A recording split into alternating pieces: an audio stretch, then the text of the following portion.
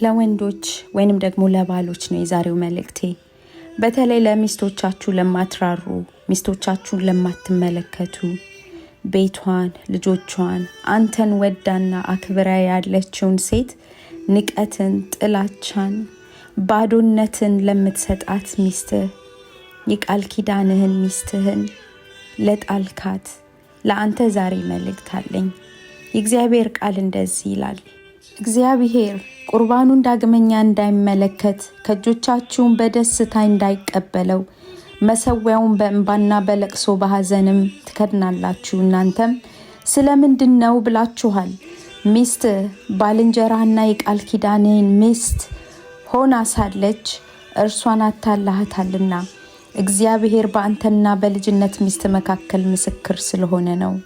እግዚአብሔር የሕይወትን መንፈስ አንድ አድርጎ ጠብቆልን የለምን? እርሱም የሚፈልገው ምንድን ነው? ዘር አይደለምን? ስለዚህ መንፈሳችሁን ጠብቁ።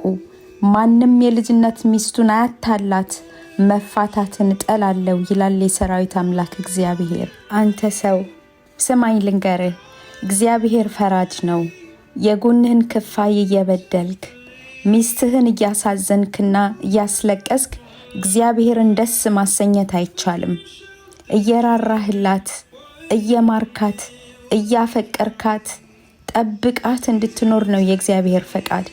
አንተ የእግዚአብሔርን ፈቃድ አድርግ፣ እግዚአብሔር ደግሞ ሁሉን ያያል።